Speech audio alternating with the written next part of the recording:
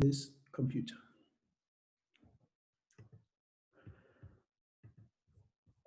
Good morning again. This is the 28th of April 2020, and it's the day after Freedom Day. And now getting into funnel optimization. May I ask that you all mute yourselves? Maybe let me mute. Okay, then. All right. So we just want to get into this part. Remember when we spoke about the testing your MVP, there is the qualitative part and there is the quantitative part. Last week we dealt extensively with the customer interviews, but we thought that let's get into growth hacking, which is the funnel optimization. We've touched on the funnel 2 weeks ago, but we're just going to dive deeper into it, and we're also going to have an exercise on it. Okay. Just as a reminder, we are still on the validation stage, and we're still going to be in the validation stage for the next 4 weeks, and hopefully we're going to be knocking on the doors of product market fit soon.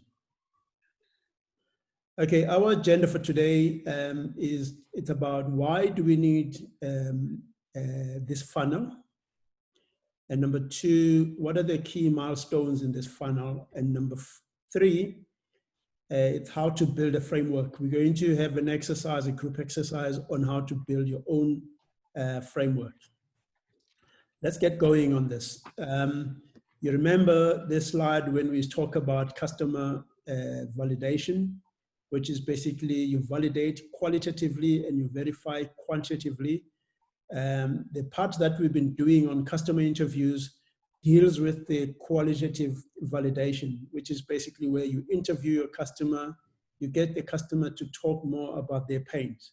But on this side, this is where you're now trying to grow your company. You want to grow your market. You want to basically start selling. This is what you want to do as far as the business is concerned. This is where you grow your business. What is the goal? The goal is to measure those KPIs that deliver maximum value to customer and provide the best feedback. Remember, in this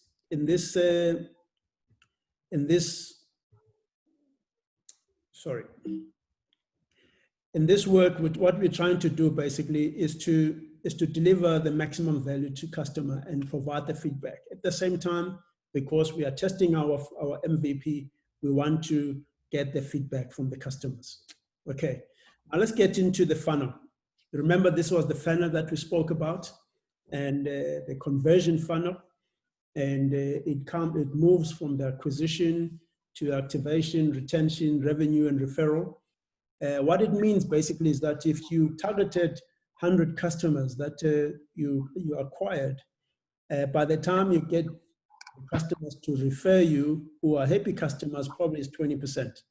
What it means is that if you are looking for 20 loyal customers, you have to acquire 100 customers. You've got to go through a list of 100 customers and push them down through this conversion funnel. Okay, we're now just going to go quicker into each and every one of these. We spoke about them last time, but it makes sense that we go through them again. Look at what are the actions that we're going to do and how we're going to measure those actions. Okay, can I just ask whoever is not muted to please mute himself or herself? The actions that we're going to do what is acquisition? Acquisition is basically you have to increase your traffic to your website. I hope you guys, all of you guys, have got your websites, and I was also looking at our website and how we need to update it. You need to reach out to your customers. How do users find you and through which channel? What channel are they going to find you? Are they going to find you through your website? Are they going to find you through an email that you've sent to them, or sharing of a business card, a pamphlet, whatever? This is very important in terms of how the customers find you. How much does it cost to acquire one customer? You'll hear about CAC, which is customer acquisition cost, How much are you paying? How much is it costing you to get one customer? You may not have paid for advertising, but you might be using a lot of time to get through to those customers. And which channel has the lowest cost acquisition cost? It doesn't make sense for you to go and advertise on TV. And by the way, they say in advertising, 50% of the cost is wasted. The question is, you need to know which one is that 50%. Excuse me. So you want to be talking to your customers and targeting the customers that will convert, will become your customers ultimately, the ones that will also pay you. What are the metrics that you measure? You measure the customer acquisition cost. How much does it cost to get just one customer? On your website, you're going to measure page visits, the number of pages viewed, time spent on the website. This you can do using Google Analytics. So your web hosting can give you a monthly report every time to say how many people visited your website and which pages they viewed and how much time they spent there. Okay, let's look at activation. I know, Lerato, you guys deal a lot with this term activation. What is activation? Activation is basically the aha moment. This is the time that it's a moment of truth for your product. This is when your customer have their first engagement with your product. If, for instance, you have a flight operation that you must do, this is the first time that the customers get to interact with your product. The prospect has seen your live demo and has signed up for your subscription. And I know Zukile works on a subscription basis. This is the activation is when your customer signs up, not when your customer downloads your app. It's when your customer signs up. And they sign up, they give you their banking details, and they sign up to a freemium or whatever that is. That is when activation happens. What you got to do here, you got to get your early adopters to have that first experience with your product. It's important that you reach out to these guys as quickly as possible. What are the metrics that you're going to measure? The bounce rate. You'll hear about this again when you go to Google Analytics on your website. Bounce rate is when people just come to your landing page and go back, not even clicking on any of the other pages. The page views per session. Okay, how many pages? Your website might be having 16 pages, but you'll find that your customers are probably just viewing 2 of the pages. And you need to know which are those pages that customers get to see. Engagement, how long are they staying on your website? And then you've got to measure the click-through rate. The click-through rate is basically how many of your customers that land on your page, they go through to a point whereby they respond to your call to action. If your call to action is, hey, please get in touch, do they do that? If your call to action, please sign up, do they sign up? That is the click-through rate. You want to say, of all the people who land on our website, only 10% go through the click rate. Activation rate, how many of these customers that land on your page, do they actually get to download your app or also respond to your call to action? Okay, the next one is retention. Retention, users are coming back for more. This is very important. If you've got a subscription, users are renewing their subscription on a monthly basis.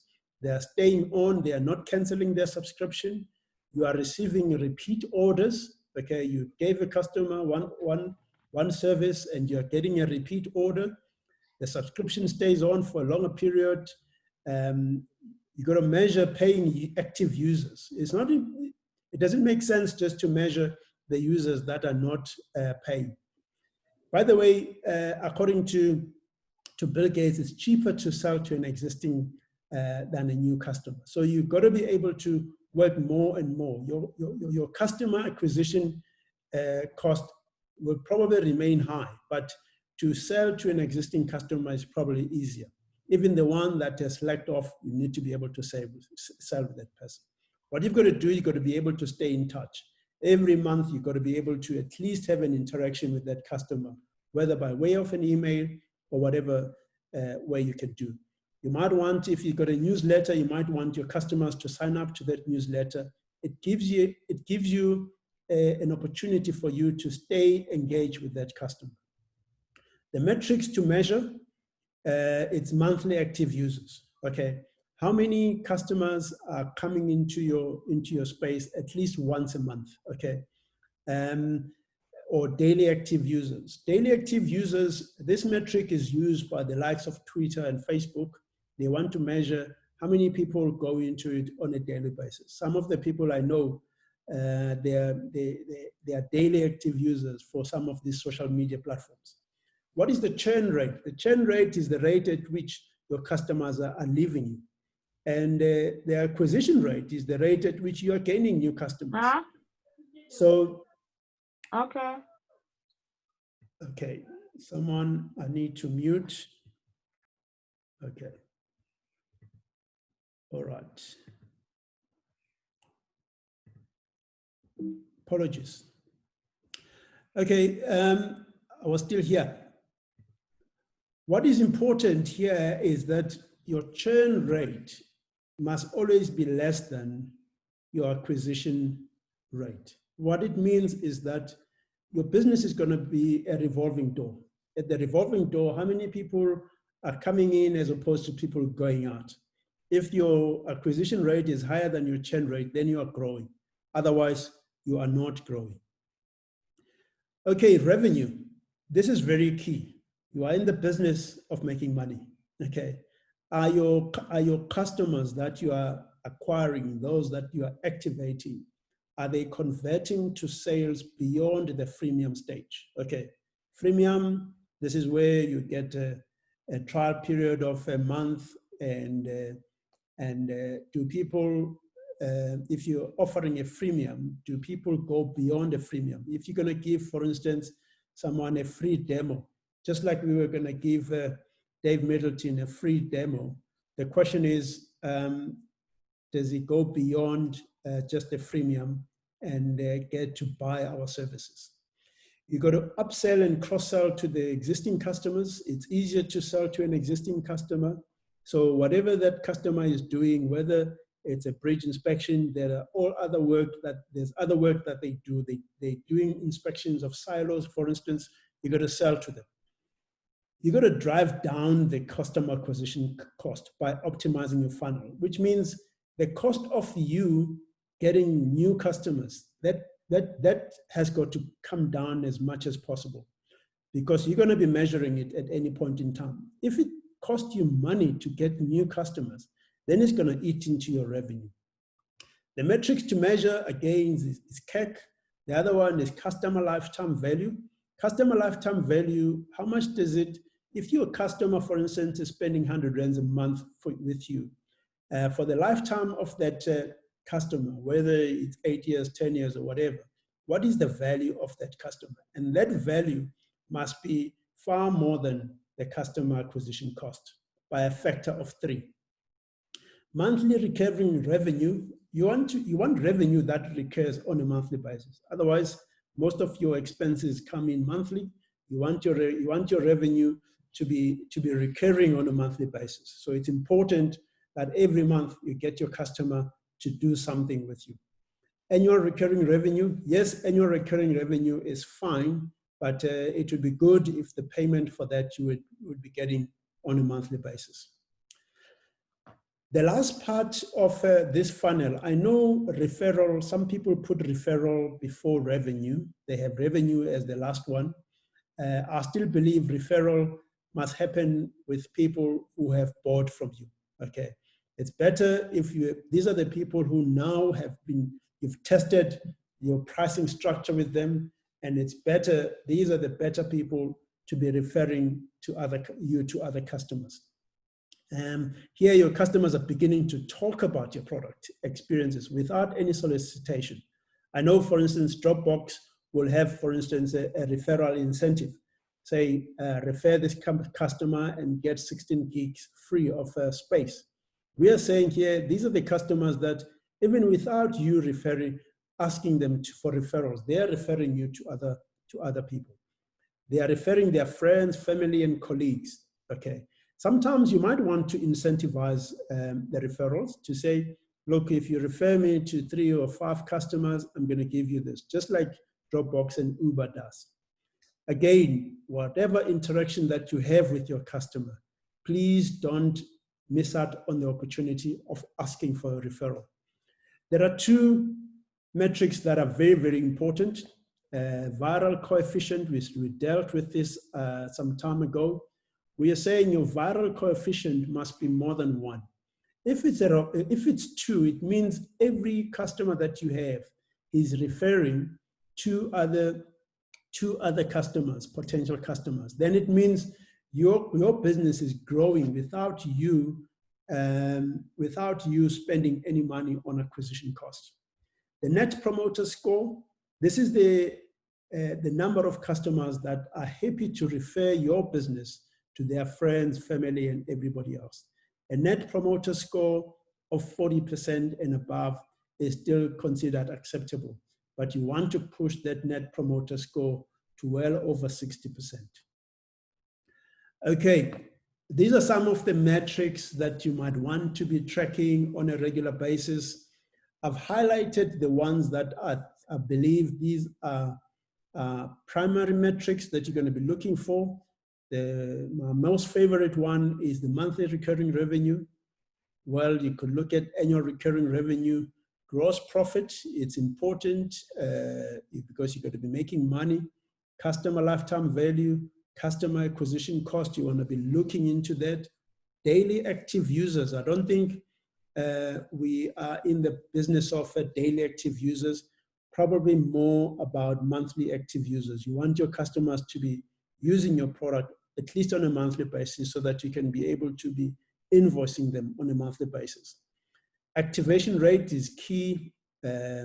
Monthly churn rate is very, very important. You want to know on a monthly basis how many customers are you losing.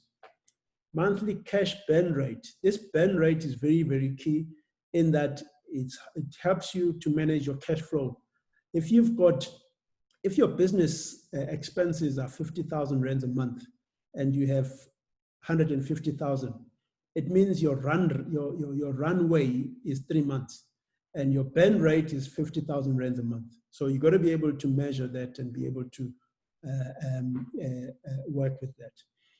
Virality and NPS, I've dealt with them. These are some of the most important metrics. And if you want to, by the way, I've sent you guys this presentation, which will help you in your exercise. It's critical that you decide for your business which one is the most important metric. Sometimes it's difficult to work with so many metrics in your business, but you want to talk about the most important metric. We're going to get into that.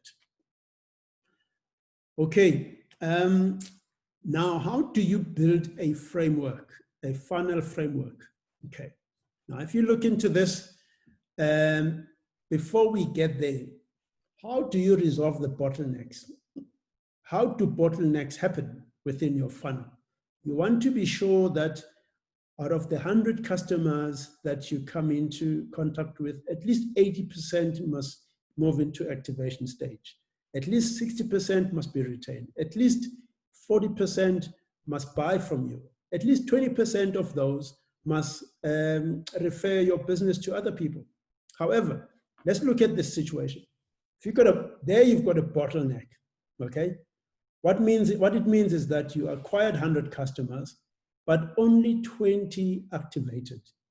So you can see that if only 20 activated, retention is probably going to be about 15%, revenue is going to be about 10%, and referral is going to be about 5%, which means 95 customers that you acquired, you never move them through the funnel. So if you've got a bottleneck that comes in here, it's going to affect everything that comes across here. So what is key here on your acquisition? You've got to be, once you acquire customers, you got to make sure that at least very, very close to this 100%, they move into that state. Because if you move more people here, the odds of you getting even more people here, it becomes more important. And the odds improve for you to get people even to that stage. You find that if you move people, if here it's 90%, this figure will also be higher than 20%, probably around 30 or 40%. This is very, very important. Sometimes we talk to people and we don't do follow-up. So when you send an email to someone, and if this person is not, says going to come back to you, you need to make that follow-up. Make that follow-up and get to that stage. Otherwise, if these people are not, you are not getting them there, then you are missing out on a great opportunity. Okay. All right, let's carry on. Now, how do you build this framework, this customer conversion framework? Okay. First of all, we say, I know we spoke about quite a number of metrics. What we are saying now is that please choose 2 or 3 metrics. Okay. Don't choose 10 metrics. Choose 2 or 3 metrics, not more and not less. Okay. And then set a 6 to 18 months timeline. Whatever that goal is in 18 months. That goal might be, you must define what success means to you. And if within 18 months, you want to have a monthly recurring revenue of 200,000 Rand by December 2020, okay, that might be your success. You've defined your success and said, I want to have that revenue, okay. Now, if that is your success, then your most important metric will probably be the monthly recurring revenue. But you also want to measure how many customers will get you to that amount. So you've got to say, in order for me to have a revenue of 20,000 to 200,000, maybe I need 10 customers that pay me 20,000 Rands a month. And how do I get to those 10 customers? And getting into those 10 customers, you then put those into your funnel. So what you're going to do, you're going to set your monthly growth target that will get you there. Let's say you need your 20 customers, sorry, you need your 10 customers. And if you believe that your funnel will get you from 100 to 10%, then you got to go and get the 100 people. So you go to the funnel and work backwards. Okay, so you go from 10%. If you are saying, I want 10 people that will be loyal customers that refer to me. So you're going to go from here. You say, okay, 10% is on referral, okay? And then 20% is on revenue, okay? And then you're going to say 30% is on retention. And another 40% is probably sitting on activation. It means probably I must get about 50 customers, okay, or 60 customers for me to get my 10 customers that are going to pay me 20,000 Rands a month, okay? So you got to look at this metric and work backwards. You say my target is for me to get 10 customers that are going to pay me 20,000 Rands a month. For me to achieve that, it means I must just set that target there and work backwards. And then ultimately, you've also got to choose what we call the OMTM, the only metric that matters most. That's what that OMTM stands for, the only metric that matters most. So you've chosen your 2 to 3 metrics, but you're going to say, if only I had 2 hours a day to work on my business, what is that 2 hours I'm going to spend on? It's probably the only metric that will basically move your needle. That might be your revenue, or it might be the customer conversion. It might be to drive the activation rate. It might, whatever metric that you believe is going to make sense for you. Okay, that's just about it from me. And this is the funnel, basically, in a graphical manner, in a nutshell. Okay, you got your acquisition coming in here. You've got the leaking bucket, this is churn, and you got revenue on this side. The idea is that if this is more than those that are coming in, then your business is not going to grow. So you've got to make sure that you're going to lose customers for whatever reason. You just got to make sure that your acquisition rate is far bigger than the churn rate by a factor of at least 2 to 1, because it means that even if you lose 10 customers and you gain 20, then you are growing by 10 customers a month, which is very, very important. Okay, people. This is the breakout session that we're going to do. I'd like Lufuno to lead this one. And Tandi, I would like you to please lead this one. And Spogazi will lead this one, work with Lerato. So if you could do me a favor, and I was trying to work on, okay, let me pause the